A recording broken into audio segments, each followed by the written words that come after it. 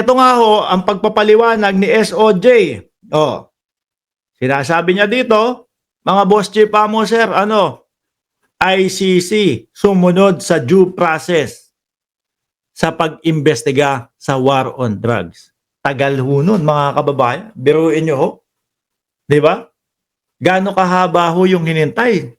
Nakasabit-sabi dito, 7 taon. Kailan nagsimula na magsampa ng kaso sila Trillanes? 2017, tama ba? 2017, mga bossing. Tapos, nung nag-iimbestiga na, from 2011 to nung nag-iimbestiga na, bigla naman banat si Duterte. Kalas kami dyan sa ICC.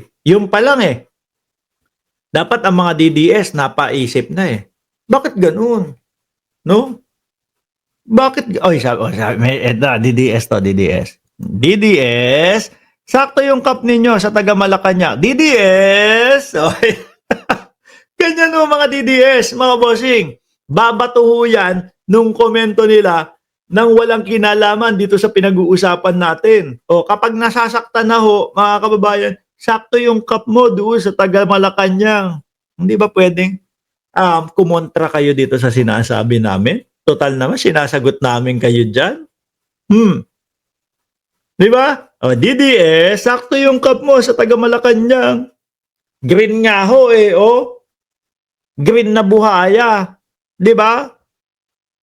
Hindi naman po yan red na buhaya. Green na buhaya yan. Kanino sakto? O, ICC sumunod sa due process sa pag-imbestiga sa war on drugs. Ang due process po rito sa issuing body, yung nag-issue ng warrant of arrest ay nag-observe ng due process, no? Ang alam po natin, 7 taon nag-imbestiga sa kaso. Nagbigay ng notice sa kinauukulan na maaari nilang kasuhan at pinayagan silang sumagot. Doon pa lang ho, mga kababayan, doon sa sa pag-alis ni Duterte sa ICC. Ayaw na namin dyan. Baklas na kami. Dapat nagtanong na kayo sa isip nyo, no? Mga DDS. Ay, bakit ganun? No? Takot bang maimbestigahan ang dating Pangulong Duterte? Kasi kung walang ginagawang masama yan at kung kayang ipaglaban ang sarili niya, haharapin niya. Di ba? Same thing lang din ho. Doon sa mga confidential funds na tinatanong kay BP Sara. Same thing lang din ho. Kay Roque. No?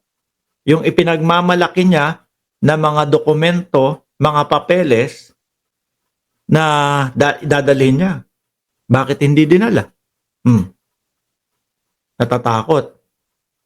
Baka dahil doon lalo siyang malintikan. Bakit hindi sumasagot ang Vice Presidente sa confidential funds? Natatakot. Baka kasi lalo silang madiin. The more na tinatanong sila doon sa Kongreso, lalo silang nadidiin.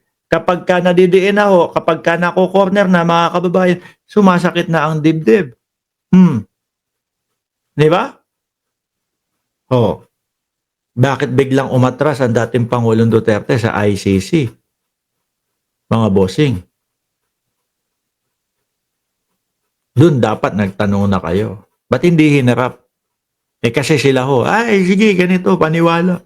Sabay babanatan ng dating Pangulong Duterte. Yung mga PI yung mga na yan mga PI yung mga ICC na yan Meron pa siyang sinasabi dati, di ba? Sipain ko yan. Iimbestigahan nila ako. Yun. Pagdating po doon sa dahig, mga kababayan, biglang parang na ang dating Pangulong Duterte. Hindi ko alam. Yung sa investigasyon, biglang my name is Rodrigo Roa Duterte. Parang mapuputulan na ho ng haninga. Ayaw natin mangyari yun, pero yun ho yung narinig natin. Samantalang 4 na araw bago siya mapunta doon sa Hong Kong. Diba? Ang lakas-lakas ng boses. 45 minutes pa yatang nakatayo doon. Pagkatapos nung pagkatapos nung hearing ho, mga kababayan, May nag-interview sa kanya, ay okay na okay, masaya. Balik ho sa dati. Hindi ho nakakatulong yan sa inyo, dating Pangulo. Hindi ho nakakatulong yung pag-arte-arte nung mga ganon. Rodrigo, lalo lang kung tatagal. Bakit? Siyempre, iisipin ng ICC, oh, hindi na kaya nito. Iputulin muna natin, tapusin muna natin dito, tapos schedule ulit natin yung kasunod nito. Eh, yung kasunod do, 6 na buwan na naman, mga kababayan. Lalo hong tumatagal, no? Baka kaarte nila, kagaganyan ho nila, umabot ng 10 taon yan. Oh, bahala kayo. Di ba? Mamaya ang maging resulta ng paglilitis acquitted pala ang dating Pangulong Duterte. Kaso kayo dahil nga aarte-arte ninyo, tumagal ng napakatagal. Sabi ni Cristiano Junior Ortula, tumigil ka na, Brad. Paalam po. Ba't nagagalit yung mga DDS? Aalis na ba ako? Baliktad yata. Kung hindi mo gusto, kung hindi nyo gusto yung naririnig nyo, lalabas kayo. Bakit ako patigilin ninyo? Alis na ako? Uuwi na, labas na ako ng kwarto. Nasasaktan si Cristiano. No? Cristiano Junior Ortula. Nasasaktan siya. Alis na ako? Iyak. Sabi ni Pinoy Dispatch TV, iyakin daw kayo. Sabi ni Esing Mariano, mga gunggong talaga channel ni Boss Mark, patitigilin mo. Baliw ka. Lalabas lang naman. Ayaw nyo lumabas. Nagagalit kayo sa akin. Yun nga yung sinasabi ko. Yung pag-arte-arte niya, yung pabagal-bagal nila, nauubusan ng panahon. Panahon at oras, no? At buhay ng dating Pangulong Duterte. Annabel, shoutout sa iyo. Ang kalaban nyo dito. Kung acquitted yan, tapos malaman nyo, 8 years na. Wala na, ubos na yung panahon. 88 na ang dating Pangulo. Di wala na. Hindi niya na mai-enjoy yung nalalabing mga buhay niya. Di ba? Kung sinasabi nyo, lagi ko, sa araw-araw na pagbablog natin, sinasabi natin ho ito, mga kababayan, sabi ni Bitter Class, Boss Mark, ganda ng cup mo Ganyan dati, admin yun. Di ba? Tapos green pa, di ba? Bitter Class. Green na buhaya. Fokusan nyo yung speedy trial. Huwag yung paarte-arte. Wala na kayong magagawa dyan. Sabihin nyo, per month na. Imbis na every 6 months ang hearing, per month na. Di ba? At least, pagtapos ng 1 taon, sabihin mo na, 1.5 taon. Tapos, malaman natin, acquitted o guilty. Pag guilty, umapila. Di ba? Pag guilty, umapila. Pag hindi guilty, syempre, acquitted yun. Uwi ng Pilipinas. May natitira pang araw, panahon. Di ba? May enjoy niya pa yun. Wala, hindi. Sabi nung iba, hindi, ayaw nila yan kasi hindi papayag yung lawyer nila. Kasi habang tumatagal daw,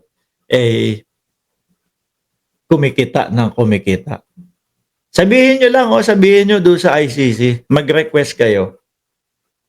Baka pwede po na, kaya naman po nung kliyente namin na mag-4 na oras, 5 oras sa hearing. Baka pwede pong ganun katagal na. Tapos yung imbis na 1 hearing lang, 3 pag sama-samain sa 1 hearing. Tapos every month, tapos. Diba? Pag acquitted, uwi ng Pilipinas.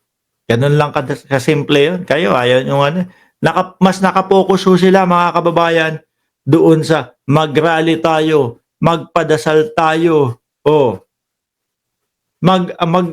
magtirik tayo ng kandila. Yung ipinagdadasal nyo, baka nakakalimutan ninyo. Minumura yung pinagdadasalan ninyo. Minumura ang Pope. O hindi, exempted yon sa mga Katolikong mga DDS. Kasi yung nagmura, ang dating Pangulong Duterte, idol nila yon.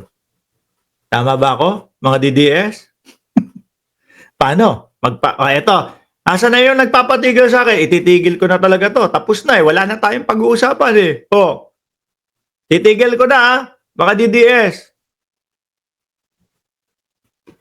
Kung may tubig kayo dyan, uminom na kayo. Okay? Baka sabihin nyo pa si Mark Ramos ang dahilan kung bakit ako inatake sa puso. Maraming salamat and God bless po sa ating